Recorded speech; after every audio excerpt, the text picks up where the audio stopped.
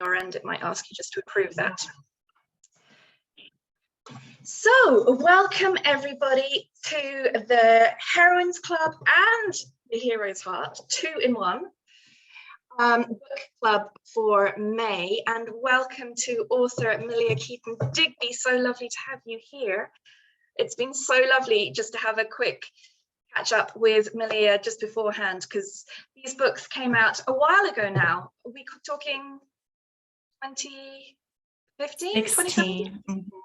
Yeah. Okay, so 2016, 2018, 19, kind of pre and post nervous breakdown for me, literal nervous breakdown. So yeah, they kind of rather, and it was nothing to do with them, they rather did kind of go either side of it.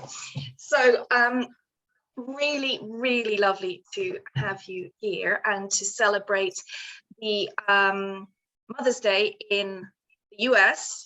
I think Australia and Canada have that too, whereas in the UK and Ireland, we had ours in March. So just to share a few of our Womancraft titles on motherhood, as well as those, we have My Moods of Motherhood. We have Pippa Grace, who you'll find her book club was for our last one for UK Mother's Day, Mother in the Mother. We have Vanessa Olorensshaw's Liberating Motherhood. So if you're looking for some books that are real and true and wise and insightful on motherhood, please do check this out. So Melia, would you mind introducing yourself to everybody, because I'm probably way out of date for your bio, so let us know who you are and what you do. Absolutely. Hi everyone, I'm receiving your chats, Mary and Patricia and Ola, to all of you. So yeah, I'm Melia, and I'm coming to you from the United States. I'm in Georgia, and I guess first and foremost, I am a person who's really passionate about envisioning the world that I hope for us to co-create, and then looking for ways to make that happen, make those changes happen during my time on this planet. And in the process of writing these two books, it was very focused on raising children. And currently my 3 children are 23, 17, and 13. And I started the process of writing these books when they were much, much younger. I've always had a mother's heart for my own children and for the children of the world, in a sense, and felt called to create something for them and for my community that I just really wanted to exist. And so I feel like that is kind of the large summary of who I am. I'm a dreamer and then a doer. And in concrete terms, I'm also an educator. I have about 20 years experience working with students of all ages in terms of speech language pathology with a focus on dyslexia. I'm a mother to my 3 children, and I am married and have just kind of been living in the same part of the world now for about 25 years and really putting roots down. And it's a beautiful thing. Can you tell us how Heroines Club came about? Absolutely. So the birth order of my children was, I have 2 sons first and then a daughter. And I think like many women, when we have our children, however they come to us, one of the first thoughts and feelings we have is, I love this child so much. I want to, elevate all the good that I can and prevent all the negativity that I can, whether or not that comes from my own lineage, my own baggage and healing that needs to happen, or from our culture or society at large. And I felt that anew with my daughter. I had already processed it with my two sons, and then my daughter's born, and I felt confronted by a desire to essentially keep her wild and free spirit intact. It was so inspiring to me to see who she was naturally in her body and in the world. And I wanted to preserve that. And I was really taken aback by how it seemed that I was having to work against our culture, and in some cases, people that truly love her and wanted to invest in her, to protect that and not instead condition her to be, a quote unquote perfect girl. And so I really wanted, my approach to life is very problem solvery type. And so I wanted to have a plan of how I was going to address this for her and protect her. And rather than just let it be conversations that would come up naturally, rather than just leaving it to chance, I kind of wanted to have a thought out plan for how I was going to protect her, vaccinate her against what I knew was going to come. And so part of that for me was making sure that I instilled the values in her that I wanted her to receive. Primarily self-confidence, self-love, self-advocacy, and resilience, gratitude, all the things that I learned. And most of us, it takes a whole lifetime to learn. I was hoping that rather than her having to relearn these things, I could just protect her to continue holding on to them. And then at the same time, I was aware of the fact that the women that our culture primarily puts on pedestals for children and adolescent girls weren't emulating the qualities that I wanted my daughter to embody. And again, it felt like I was fighting against the culture in that sense.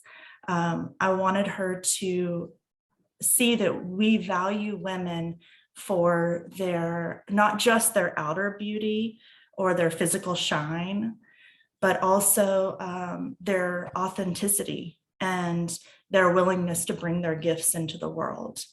And so I wanted my daughter to receive essentially a women's history curriculum from a very young age.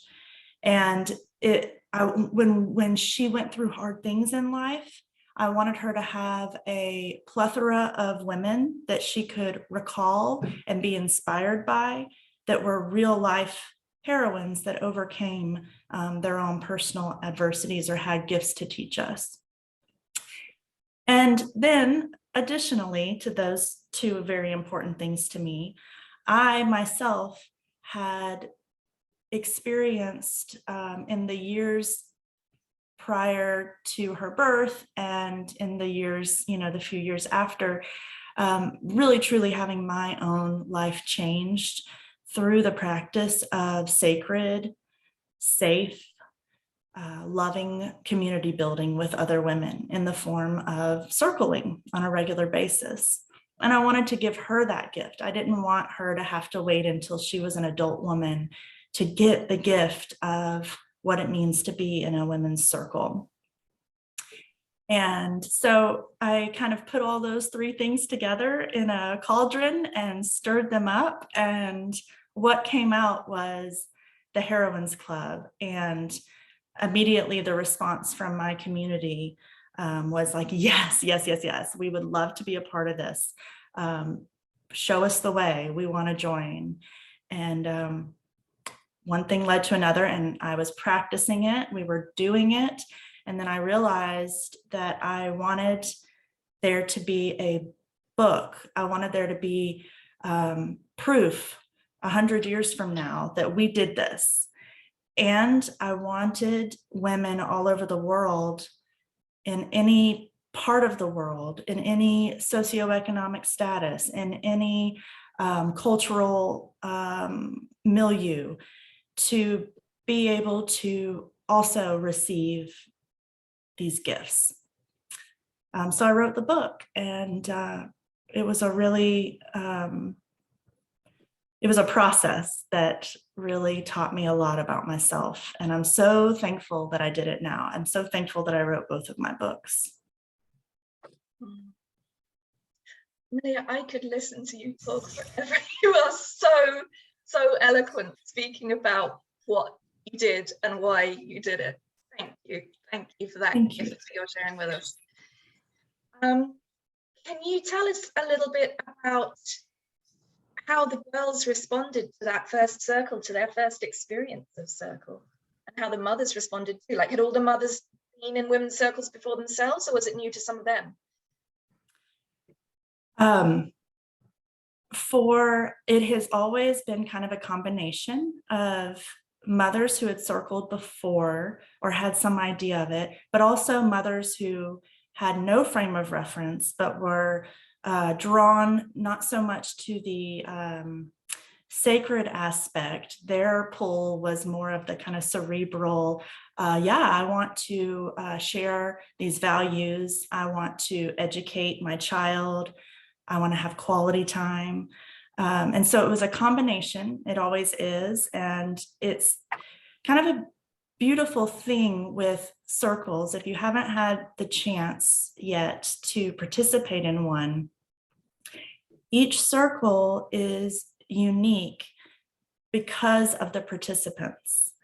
There's a certain, it's almost like a recipe that could never be repeated, because each person has their own life story and their own intentions that they're bringing.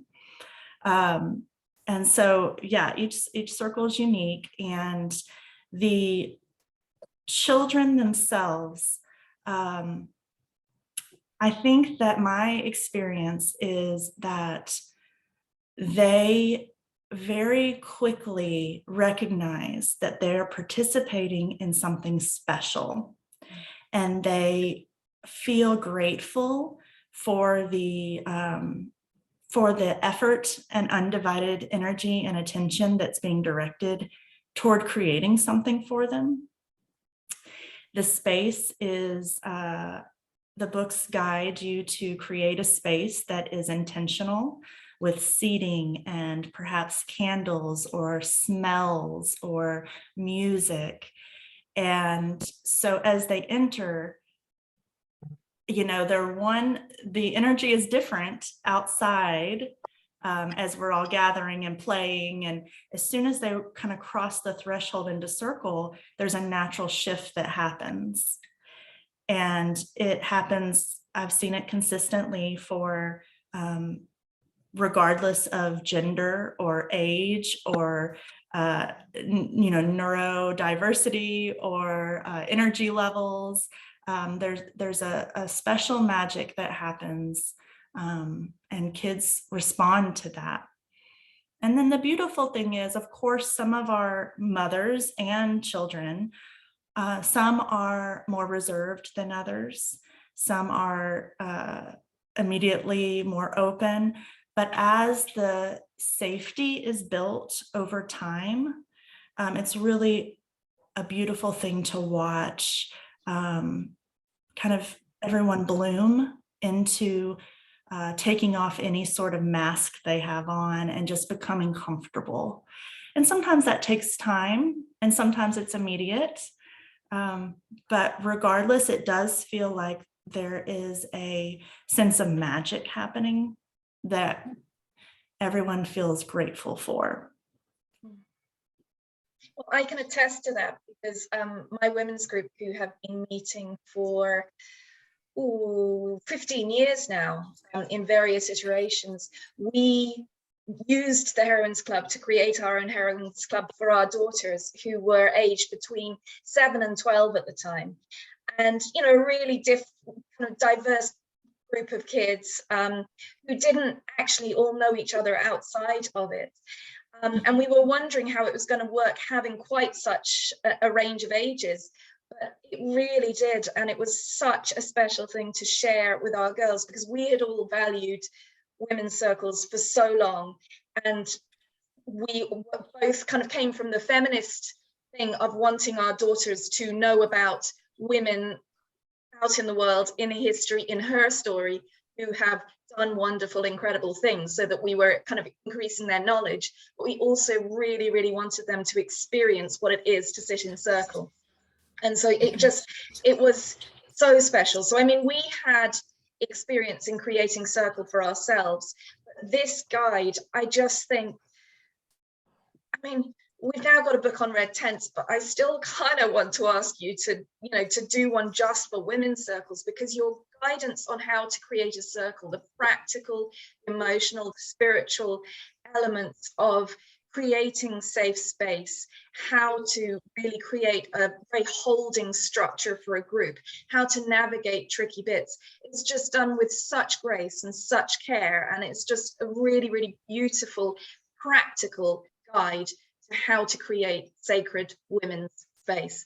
And then you did it again when you said how to do it for mothers and boys together. So, you know, you're showing that it goes totally beyond gender, and that with each gender there might be slight differences, but this real working knowledge of how to create circle space comes through so strongly, and is again such a gift for people who may have never been to one before, may have only held in their hearts this kind of dream or hope that there must be a something out there that would be nice to do or to go to, and then they can actually create it, having never perhaps been to one before themselves.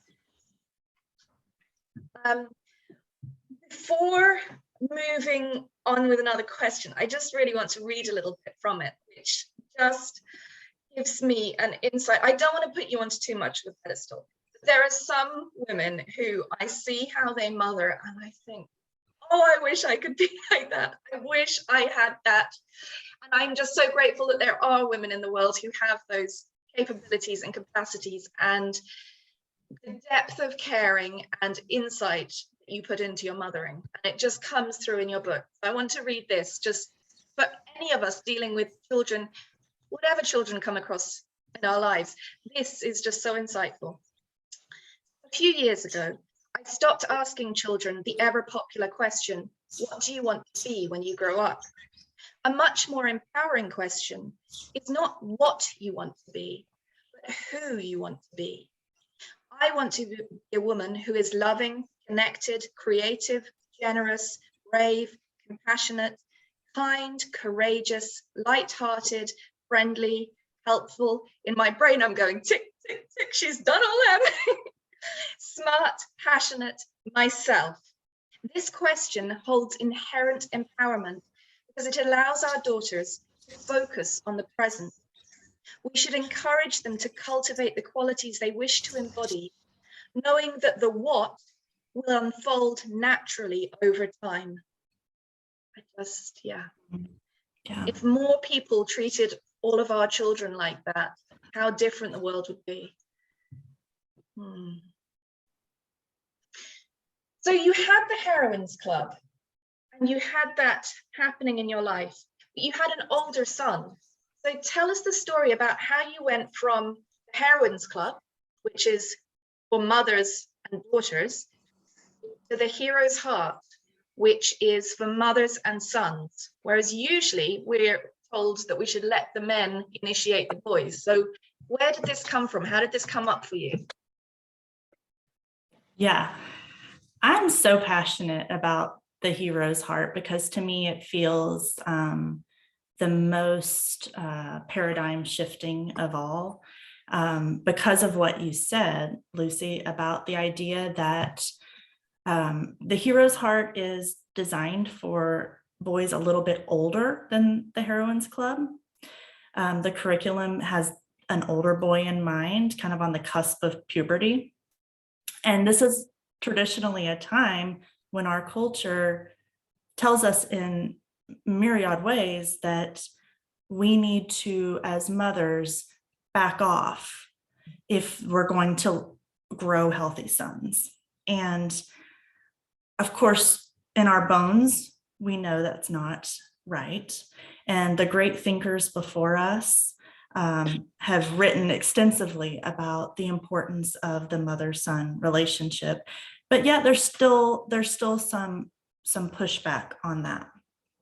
And what I wanted to do with the Hero's Heart was essentially to give women permission to continue having the close bonds that they have with their sons, and to recognize that we're actually in a very unique position, in a position that fathers aren't in that most often, of course it's a stereotype, but most often sons have a relationship with their mothers that is kind of like their most vulnerable person, the person they can share their deepest and most scary feelings to, and know that they will be safely and lovingly received, and that, you know, just the level of emotional responsiveness that they'll receive will be affirming.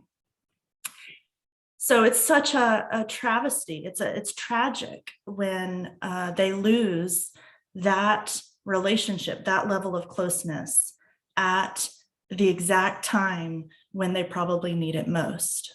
And of course, this is not to say, and I say it explicitly in the Hero's Heart, that of course our sons need their fathers very much, just as much, but that they also need their mothers. And that so many women I know in the world, and perhaps even some of us on this phone call, have felt this desire to encourage and cajole the men in our lives or the men in our communities to take an active role, to help these sons that are floundering. You know, can you please do this father-son thing? Can you please guide? They need. And what I realized, and I myself have a wonderful husband. My children have a father who is very involved. And yet I knew that if my sons were going to receive this particular medicine, it would have to come from me. And so I believe that not only are mothers empowered to give this to their sons and allowed to, and that it's a good thing, but that we can and we should. And it was kind of a wild experience for me because I did not know that initially. It was like it was kind of percolating in the background for me, but it hadn't come to the front of mind. And what happened was I had put all this effort really for the first 7 years of my daughter's life to, as I mentioned before, see how I could protect the wildness in her. And whoever she was authentically, let her be that throughout her life. And so the Heroines Club was created. And as it was happening, as I'm circling with my daughter each month and talking about these really deep and powerful and important things with other women in the presence of our daughters, my son, my middle child, was at that time about 10 years old and going through the things that a 10-year-old goes through. And of course, he and I were processing them in our own way. At home together, we would have our date night or family night.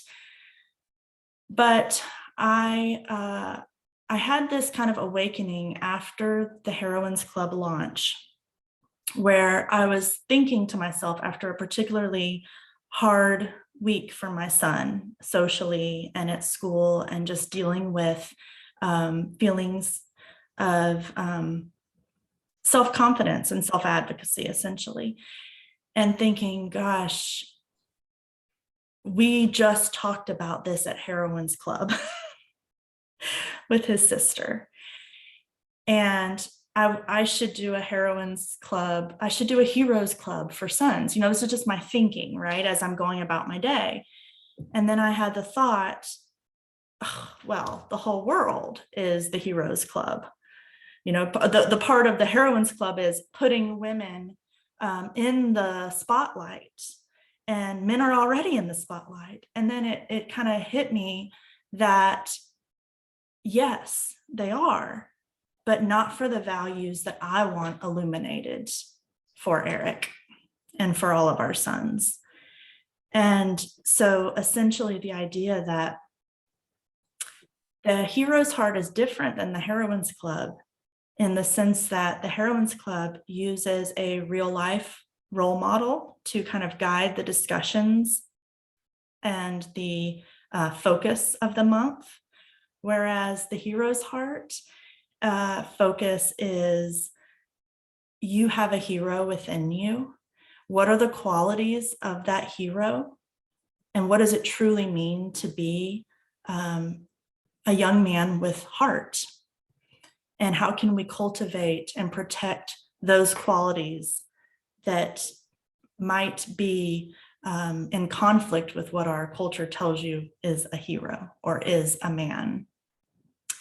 And so I began developing it. I was thrilled. It was easy for me to do because both of my sons, and particularly the son I was wanting to start this circle for, have a very high level of emotional awareness and willingness. And so I knew that he would love this. I was worried about, would it work in the same way for the average mother-son that might come to our circle? I know it will work for Eric, but will it work for other 10, 12-year-old boys? Will they be interested in ritual and emotionally thoughtful conversation and crafts and candles and all this? And I can say with such confidence that it was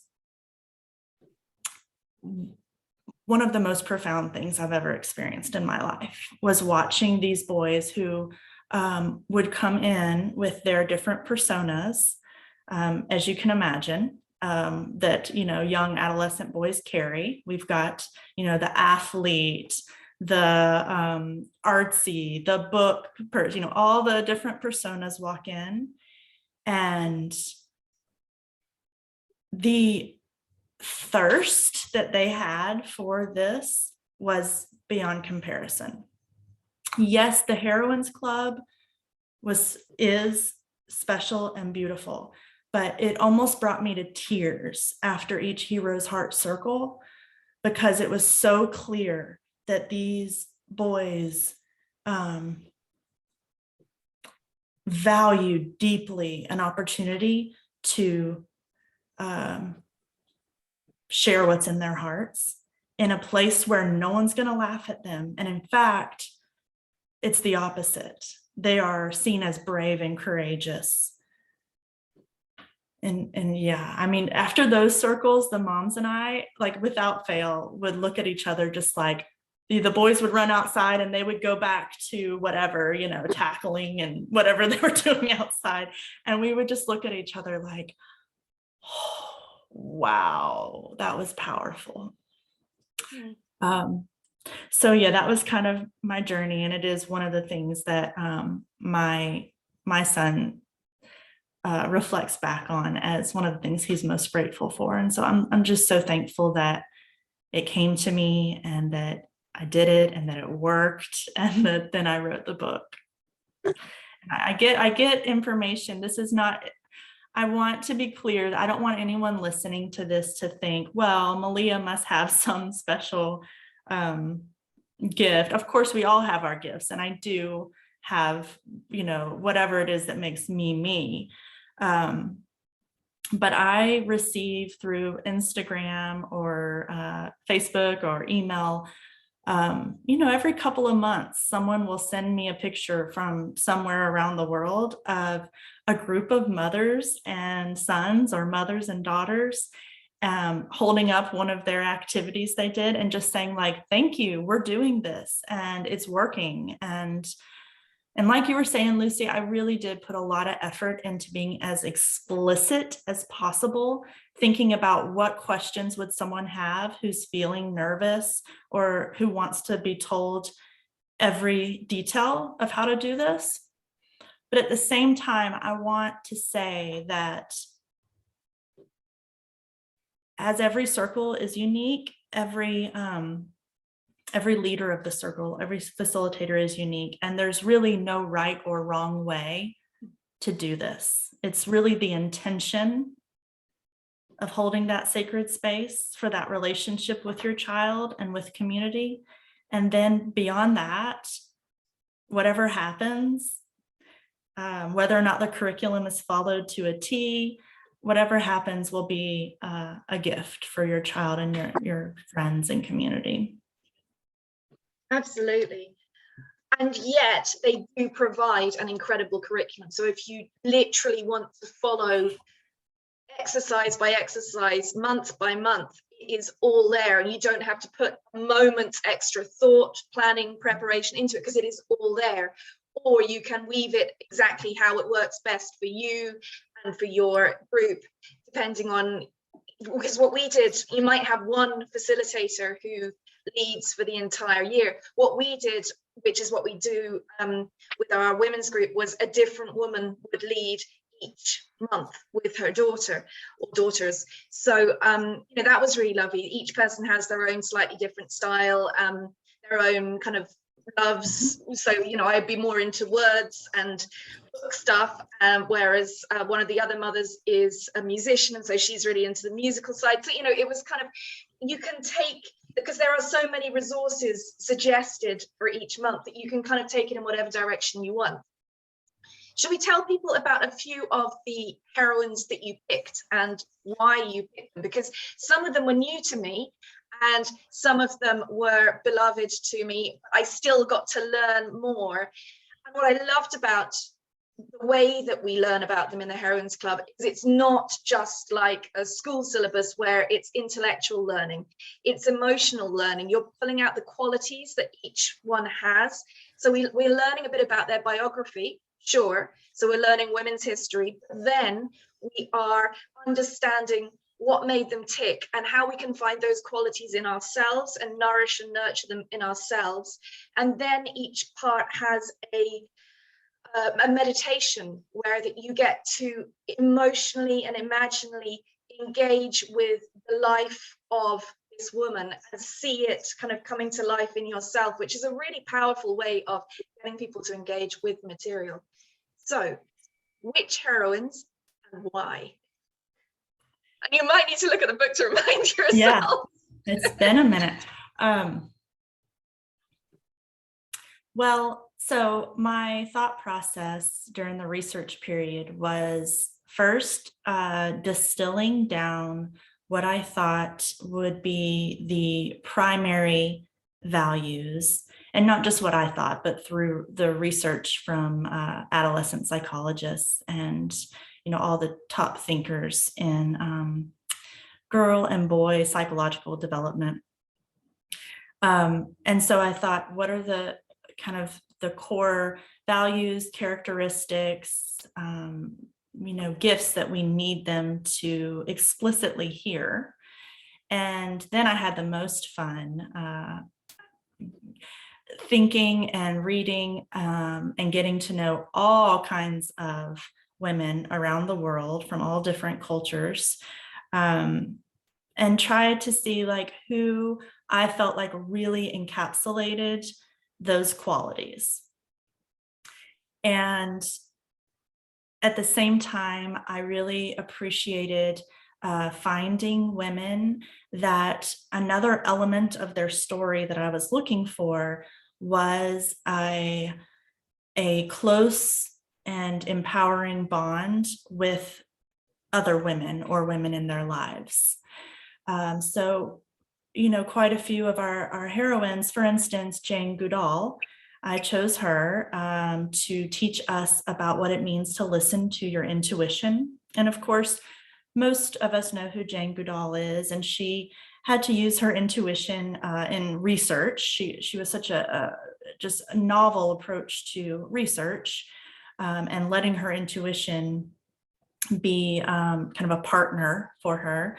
But one thing I loved about her story was that one of the first sort of research jobs that she really, really wanted, she was told, you can't do this. There's no way we could allow a young 20-something-year-old woman to go live in this forest alone. It just can't happen. And her mom said, I will pause my life. You will do this. You cannot let this go. This is your dream, and I will join you on it. And so a perfect example of a mother supporting her daughter in reaching her dreams, which I think is a really important message for girls as they're entering teenhood, to realize that we are, the culture might tell you that mothers are here to thwart your ambitions or your dreams, but it's quite the opposite. We are your biggest fans and cheerleaders and supporters.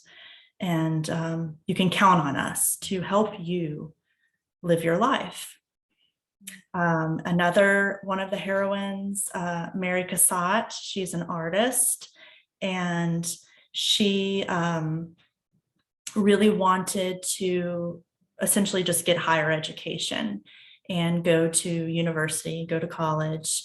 And she came from a wealthy family who had the means to do that for her, but they did not feel like it was the wise thing for their daughter to do, because it might impact her prospects at marriage or just her general social standing. It was not looked upon as something she should do. And so her father said, no, we're not paying for this. You're not going to college. And her, I believe it was her mother and an aunt, or maybe just an aunt, who said, oh yeah, you're going and I'll pay for it.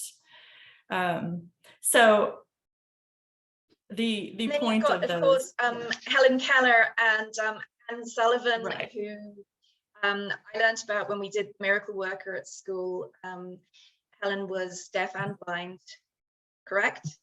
Yep.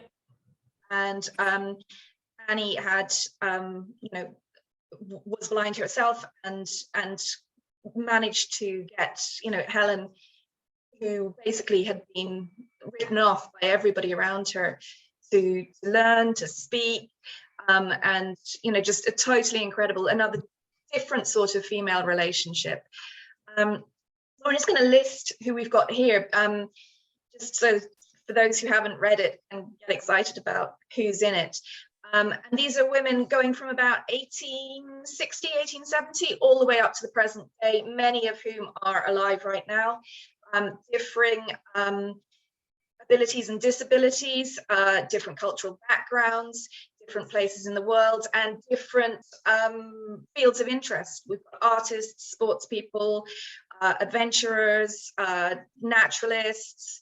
So we've got Amelia Earhart, who was first female pilot. We have Frida Kahlo, who I'm actually wearing my Frida Kahlo scarf today for you all, who is an absolute heroine in terms of artists and overcoming disability. Isadora Duncan, the dancer, Jackie Joyner Kersey, who is a sportswoman who I hadn't heard of, being a European, Anne Frank, who sadly died very young, but wrote a journal that gave us such an insight into what it was like to be Jewish during the Second World War. Mary Cassatt, the artist, Jane Goodall, the biologist, Helen Keller and Anne Sullivan, Malala Yousafzai, the girl who was shot by the Taliban and who is now the most incredible speaker for girls and women's rights to education. and is younger than all of us here. It's just totally incredible what she does. Rosalind Franklin, scientist. Maya Angelou, who was a beloved poet and writer and a real voice for the soul. And Mother Teresa of Calcutta, who was a tireless advocate for the poor, the downtrodden, the weak on the streets of Calcutta. So a real range of people from many different backgrounds.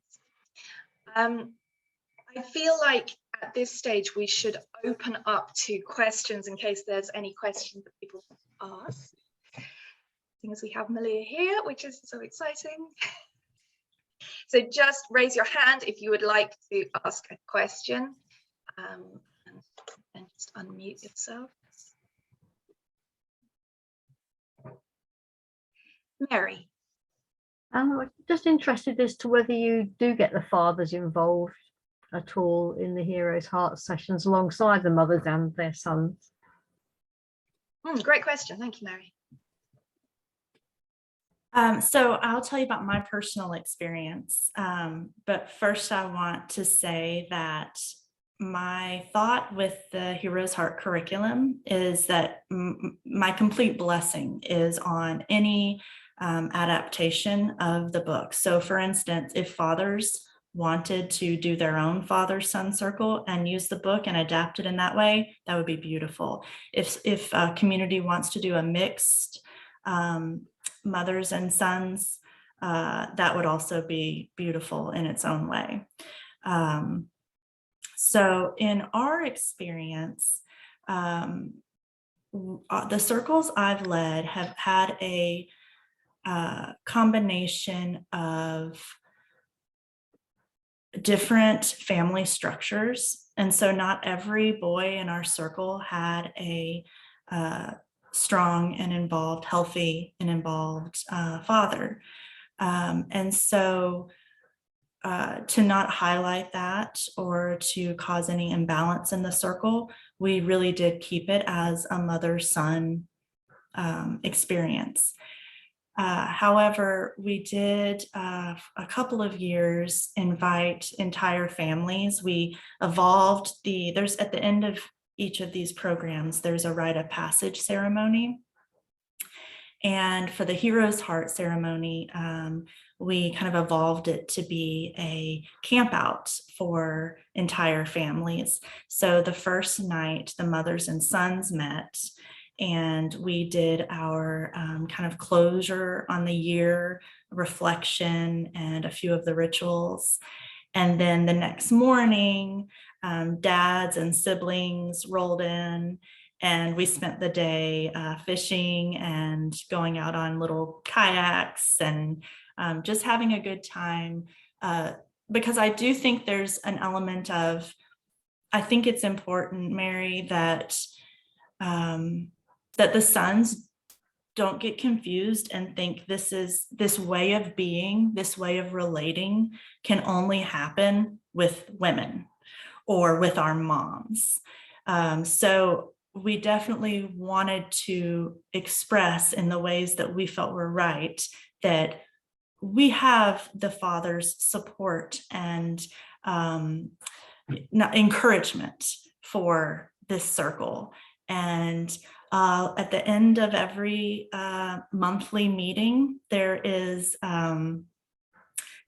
it's called Heart Work, a play on the word homework.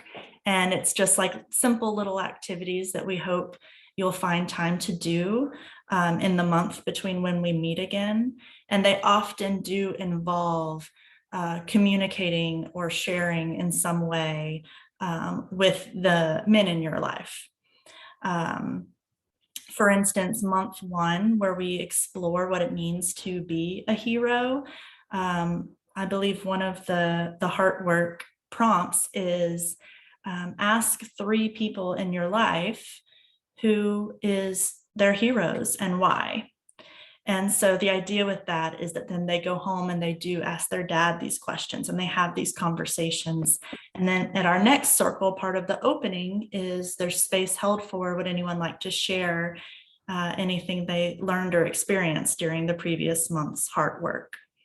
So ultimately, I do think it's healthy and best case scenario to involve family in a rite of passage for children. And for those families that have fathers that are healthy and ready to be involved, including them in whatever way seems best for the whole circle dynamic is wise and can be really powerful too. But I think you really have to take that on a case by case basis. The first circle for Hero's Heart is a mother's planning circle and intention setting. So this would be an opportunity for everyone to kind of give their input on how and if to include fathers in a mother-son circle. Thank you. That's really, really insightful response. Thank you, Melia. Would you like to, oh, sorry, yes. You're Sarah. Yeah, hi. I've really enjoyed this conversation. And I've been looking and searching for something like this for many years. And I finally feel like this encapsulates the world I want to create. But I am at the start of my motherhood journey. I have a 5-year-old and a 2-year-old, and a 5-year-old girl and a 3-year-old little boy. So I'm wondering, I know I'm far off from using like these big language concepts with them, and I don't have the books yet, but are there aspects of this that I can pull out as far as like ways to talk to them, ways to start talking about and envisioning this path for them at this early age in ways that they might understand, even if vaguely. So it's not this big shock for them when they come later, down the line, and we're able to do a hero's circle or, that sort of thing. So that's my question. Great question. Yeah, I love that you're feeling called to do this, Sarah, and already thinking about it. That was how I felt when my kids were 3 and 5 also, just looking down the line and wanting to prepare the way. And, so yes, I do have a few ideas, but I also want to say that the season of life of raising a 3 and a 5-year-old, just to be really gentle with yourself and know that it won't be a shock, even if you did nothing and you started in 5 years. Just the main thing that I would recommend right now is focusing your efforts on building a safe and close relationship with your children, which I'm positive you're doing. The foundation of knowing that they can be who they are with you without judgment, which is essentially what the medicine of circle is, that can start from birth. Little things that so I do recommend you get the books. There's the e-book that you could get. There's some libraries have them, and then of course you could order them, because although they are a curriculum, every chapter starts with a letter to the mother, to kind of get her heart and mind attuned to the topic. And I feel like those alone could be their own book, and you would appreciate hearing those words. So I think it would be fun for you with your 5-year-old, if you wanted to print off some pictures of some of these real life heroines. They don't have to be the ones in the book. They could be ones you love too. Certainly women from your own lineage. But just what would it be like to just have a framed picture in their house of, Rosalind Franklin, and say, who is this mom and why is she here? And well, she really inspires me for these reasons. Or for instance, when you're going through a hard time and you want to use that as a model for your children, I think it would be beautiful to say, I'm feeling really overwhelmed right now, and I want to well, let's keep it with Rosalind. So if it was Rosalind, if we've already introduced Rosalind Franklin, her story is really cool because I don't know how much y'all know about her, but she really did not get the credit she deserved for her achievements and her hard work. And so if you had a situation like that in your life, I'm feeling, I'm learning how to advocate for myself in this situation, and I'm remembering Rosalind Franklin and feeling inspired by her. So just kind of planting the seeds to your children that we can look to people to gain inspiration would be a beautiful practice, I think. Also, there is a song in the in both of the circles. They have a song that's part of the closing benediction, which I think medicine can take the form of music. And when we memorize songs, we are like essentially teaching ourselves mantras. So singing to your children songs that you want them to have to call upon in times of need might be a blessing too. And there's some in the books. Melia, I'm going to stop you there. Thank you. That's fabulous. I'm aware we've got 3 people with their hands up. We've got 8 minutes left, and I'm aware you're in work at the moment, aren't you? So you're going back into work, so we can't run over. So I want to invite Chantel to ask your question, please. And Melia, if you can do a quick response, please, because we want to finish a couple of little things. So we'll go for Chantel first, please. Thank you. Hello, Melia. Hi. Thank you for doing the work. I know it's hard work, and I just appreciate, you know, both you and you too, Lucy. Love your work.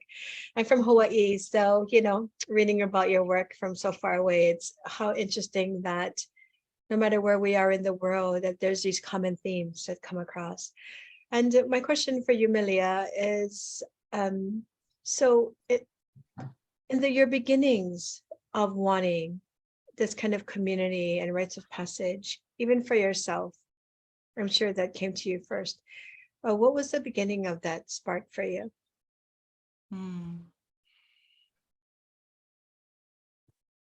Well, I think that for myself, it was the desire to not feel alone in life, and not to feel like to have a place where I could land with other women and rest and learn what it means to truly love myself.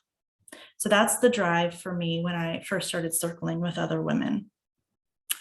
For my children, I really knew that, yes, it is extremely powerful for them to hear and experience these messages from us as their mothers, but there's something to be said for them receiving the same messages from other adults in their lives, and to hear those echoes.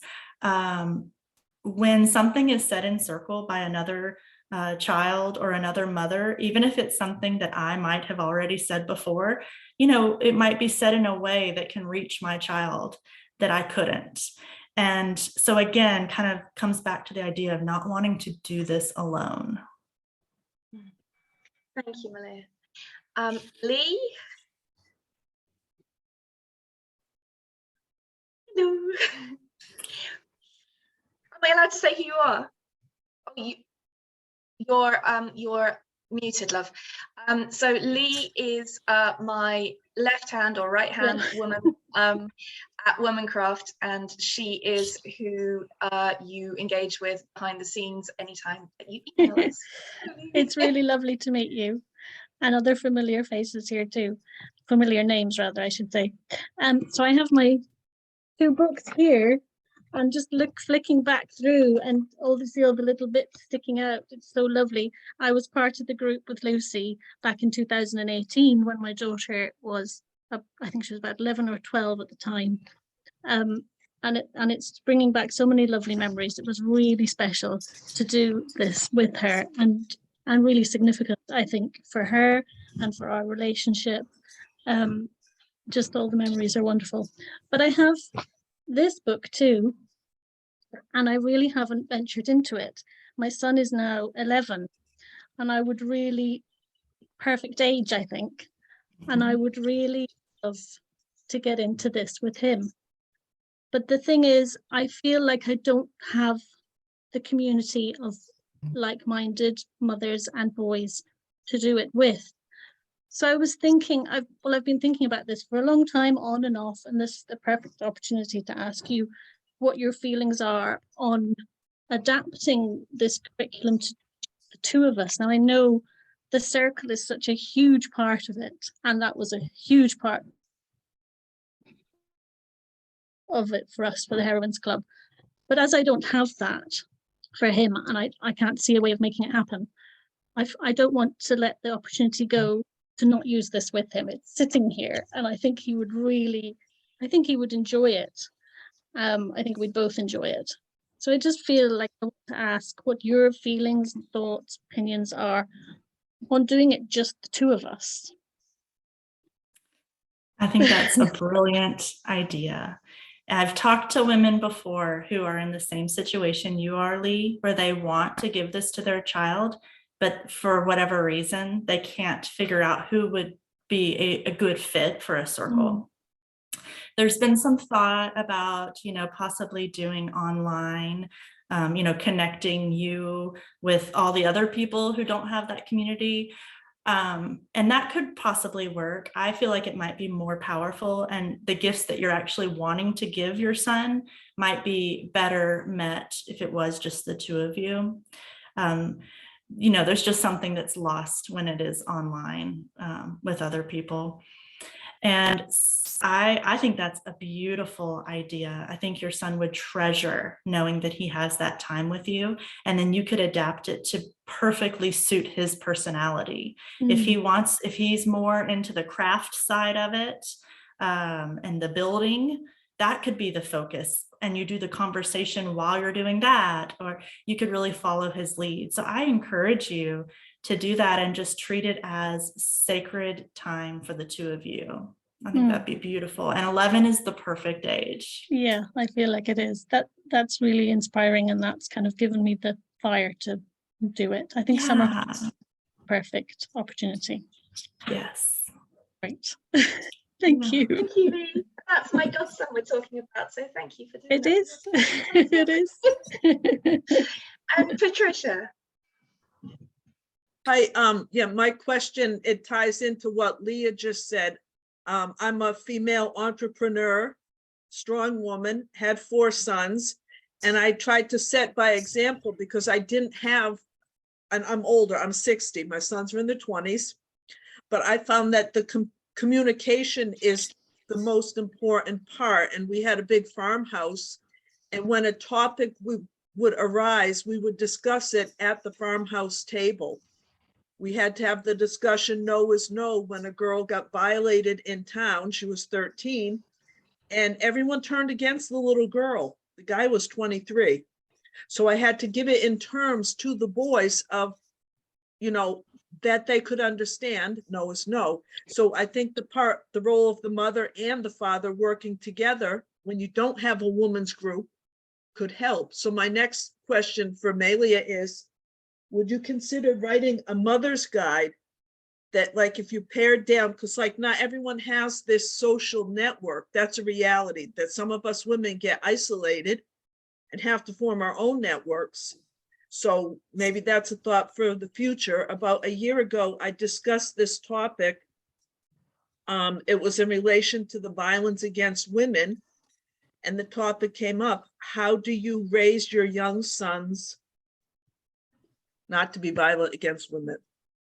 And it was a famous author that asked my opinion, and we worked together on it. And I can't name names because that's just crap. But this is a theme within America right now. How do we raise our sons to not be violent against women? And that's all I can say right now. But I appreciate the work you're doing. And I read both of your books, and I recognized a lot of the stuff.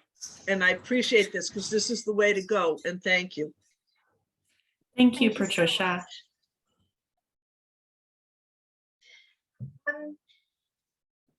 feels like you've got 2 books ahead of you, so Melia. We would love to, we were going to do a little meditation. I say we. Melia was going to do a meditation, but we are out of time. So I think if we just finish with from pages 64 and 65 in the Heroines Club. Heroines Club benediction, which is a lovely little thing that everyone says together at the end of each Heroines Club, and the song that we sang at the end of each Heroines Club, the words are there too. Which order do you want to do it in?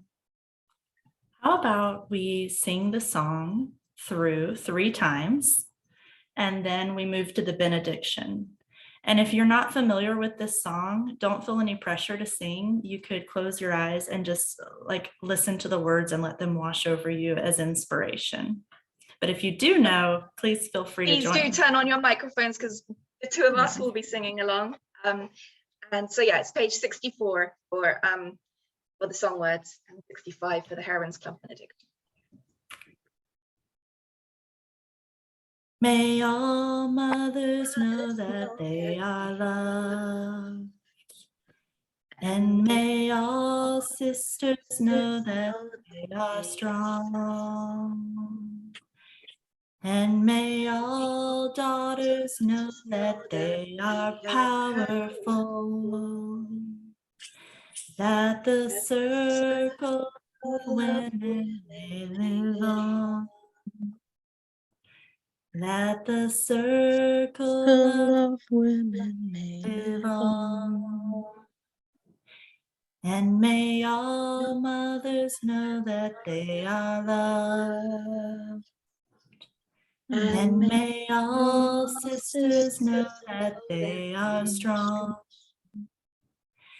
And may all daughters know that they are powerful.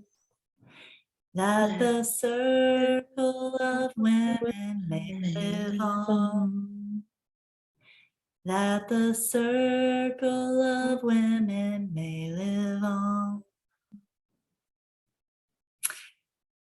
May we love ourselves. May we love each other. May we believe that our dreams can come true. May we work to make the world a better place. We are strong. We are wise. We are the heroines of our own lives. Thank you, Melia. What an honor to be in circle with you. And I know it has been for all the women on this call, and for everybody who listens to the recording, watches the recording. Thank you so much. Thank you all. We are offering the chance to win a copy of each of the books over the next week or so. That's opening on Friday on our, everyone getting a recording of this will get an email about that, and it will be on our social media, Womancraft Publishing on Instagram and Facebook. So do enter and do let friends know who might want to win it. And then our next book club is going to be on Tuesday, the 13th of July, back to our normal time of 7 p.m. British summertime. It's going to be Muddy Mysticism by Natalie Bryant-Rizzieri, and it is going to be a conversation about what it means to have your own, find your own unique, authentic spirituality, spiritual path as a woman in the modern world. So thank you all very much for being here, and look forward to seeing you again soon.